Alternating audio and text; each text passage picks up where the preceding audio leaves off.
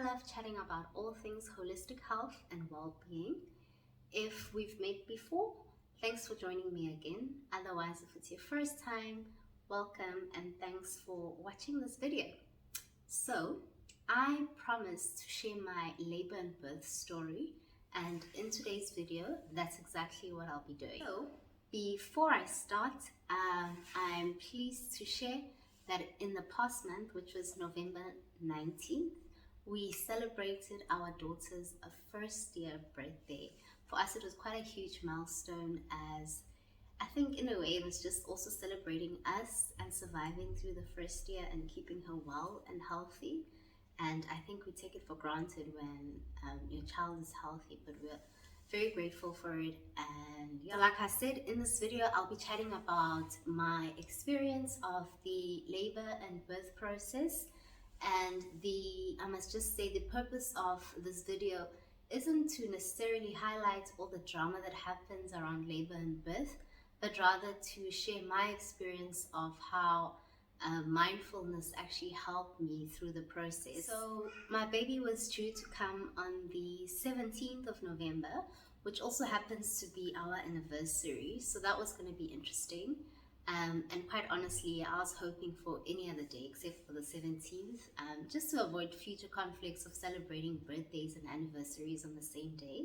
So yeah, luckily, she did delay a bit, so that worked out well, and she came on the 19th of November. So when the 17th came around, pretty much nothing happened. We woke up excited, okay, this is the day, but nothing happened, not even a cramp during the day. So, to get my mind off things and to try and encourage the labor a bit, I did take a walk around. I think I went to the beach on the day.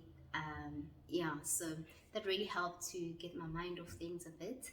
And just like that, 17th was over, we went to bed, I think around 9-10.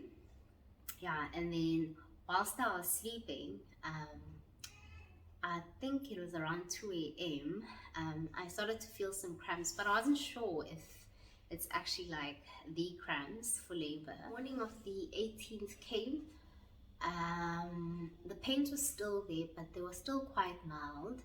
And because we'd planned to have a home birth, I was going to have a water birth at home. I decided during the day of the 18th, let me just go to the hospital, get a quick ultrasound as well as a CTG to make sure that the baby's fine whilst I wait at home. And then, so that happened, we drove to the hospital, and it's quite close by, so we could do that. I think it's about 7 minutes away. Saw my gynae, everything was well, baby's heart rate was good. Yeah, so we came back home, and I think I'd already notified my midwife at that stage, as well as my doula. Just to touch a bit on the whole subject of the midwife and the doula, so I know some people might be wondering what the difference between the two is. So the midwife for me was more to look after the health and well-being of myself as the mother, as well as the baby. So we go to her for all the perinatal consultations. Yeah, and she would basically just make sure from month to month, week to week, that the baby's still doing fine and that I'm also well. And then the doula, she is more of a coach. So she prepared me throughout my pregnancy for the actual labor, and she would guide me on what to expect during labor and birth, and during the birth process as well. She'd be there to guide myself and my husband on different breathing techniques you could do, for example, and different positions I could change into to help with the labor and birth process. So she's more of a guide than actually getting involved in the actual birth of the baby, which is the midwife's role. And it's also helpful because when you are in labor, or you think you are in labor, before notifying your midwife, you can actually let your doula know, so that she can judge whether or which stage you are in and when it's appropriate to tell your midwife. So back to the story. So yes, we went to see the gynae and did an ultrasound and CTG. All as well, we went back home, and this was still on the 18th. So nothing much happened during the day after that.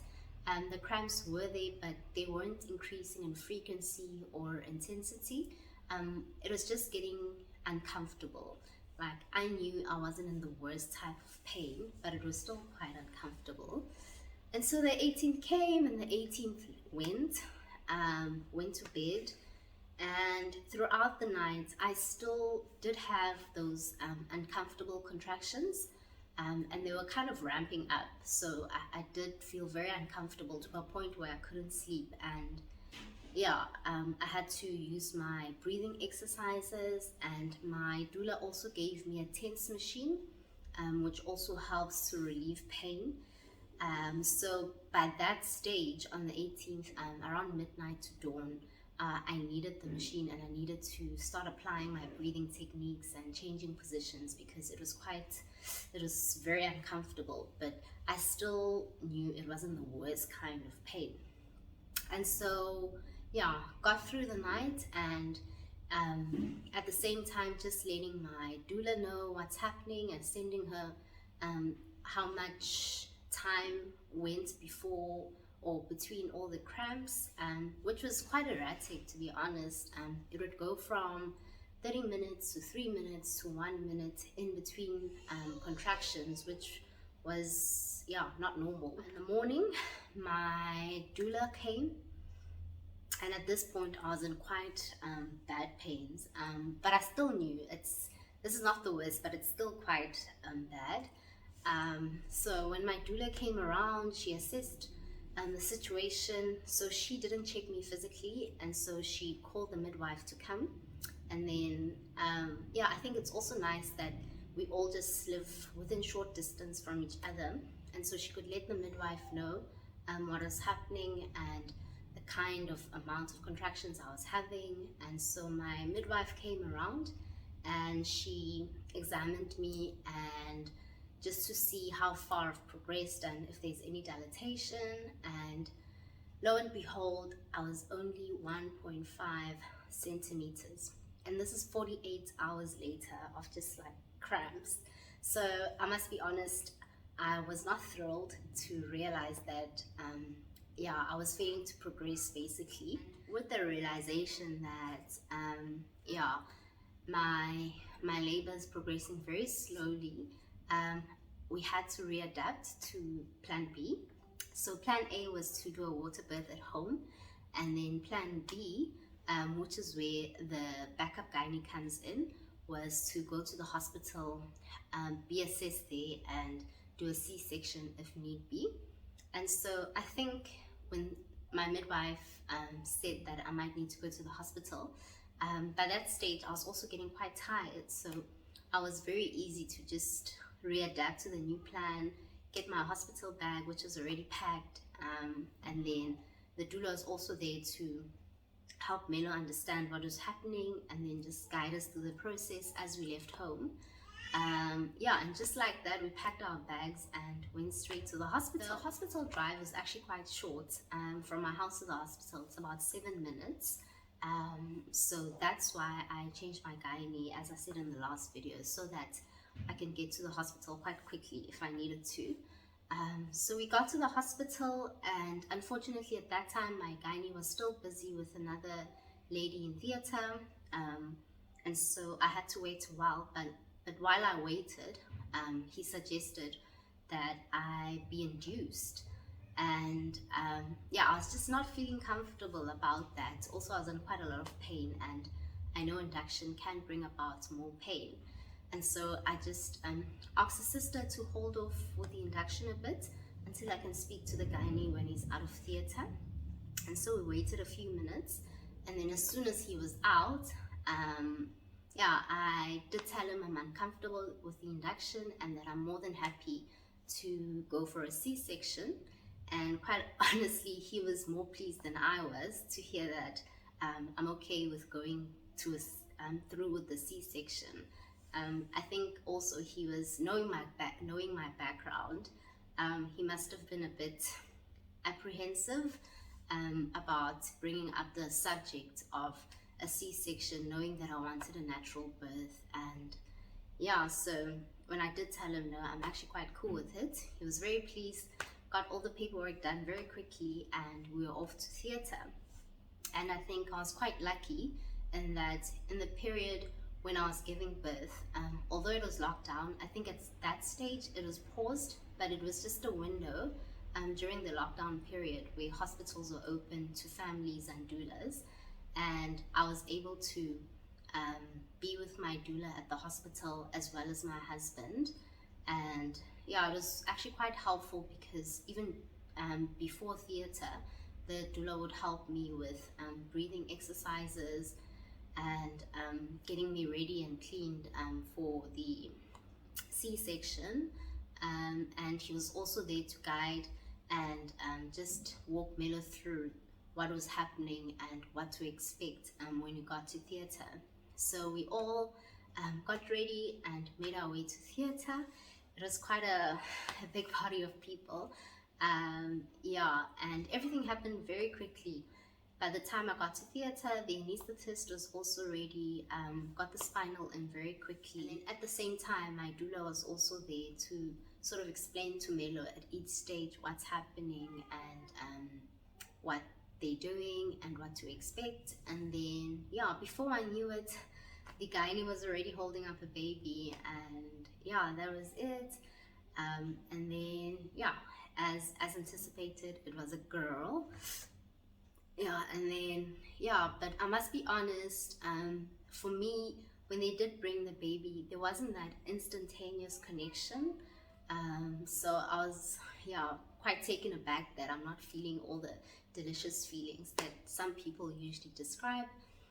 But I already knew that it does happen for some women that they don't instantly connect with their children. So I noticed that feeling, but I was also okay with it. I knew that in time I will develop a strong connection with my baby.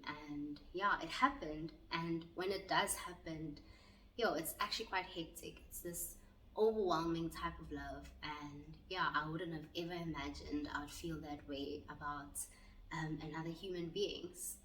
Yeah, so I'm glad I gave myself time and didn't really panic. Yeah, shame, man. She was so hungry, just like chowing Melo's chest. Shame he didn't have boobs, so it was quite a struggle. And yeah, so they went away together and got to spend a whole hour alone because I was still busy in theatre.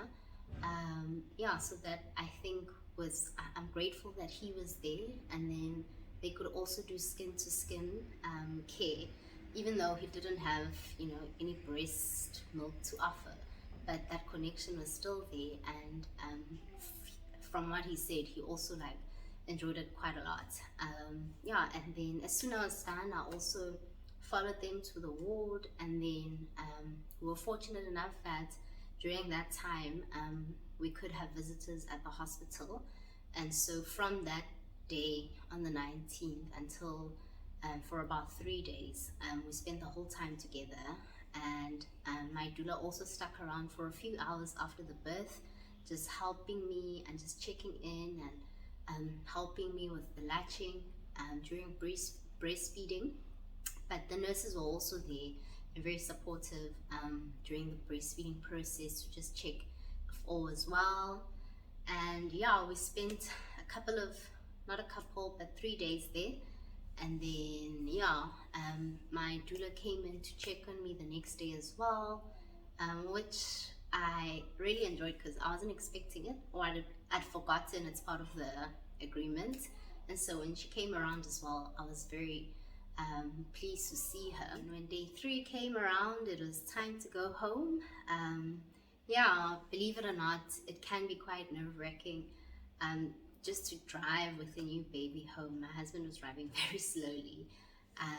Yeah, so we went home, and I didn't realize how tired I was. I think, after all this, it's been like a good 72 hours of just um, one event after the other. You don't realize how tired you are.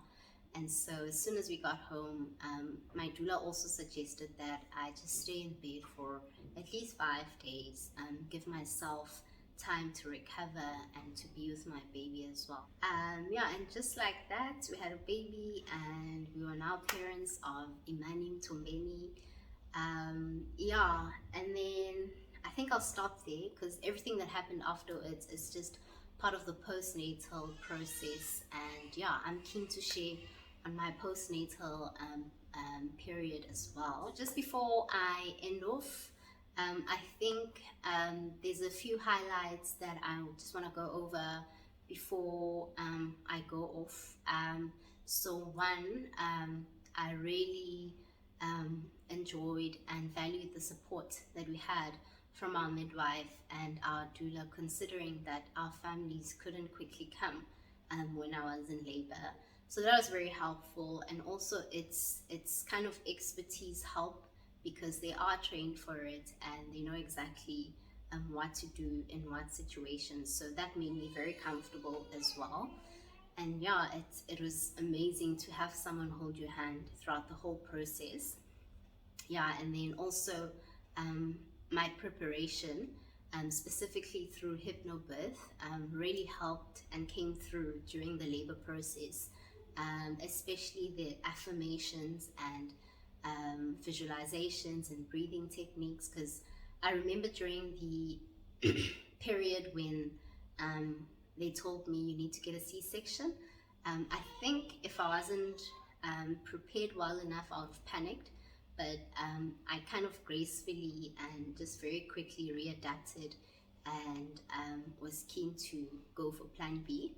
So there is an affirmation that you do repeat. I think it's somewhere along the lines of it's okay if things take an unexpected turn or something along those lines. But yeah, that really helped me.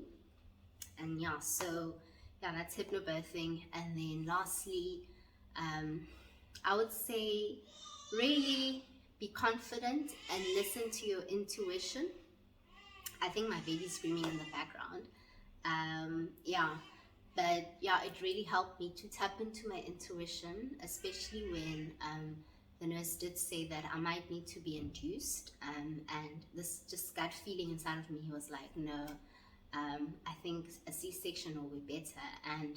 And turns out that was the best call to make because my baby wasn't in the best position.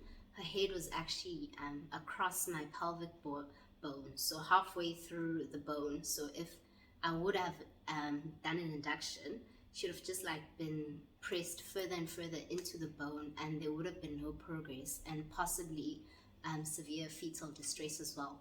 So just making that call for me was just like a big relief because I realized what might have happened if I agreed to do the induction. So yeah, that for me like stood out a lot. Like, listen to your intuition, you know best. As much as we doctors know all the science, but you must also trust your gut feeling. So I'll stop there for now. Thanks for listening, and I'm keen to share my last video on the pregnancy series, which is the postpartum period. And yeah, thanks for watching, and goodbye. Hello. Bye. You're so funny.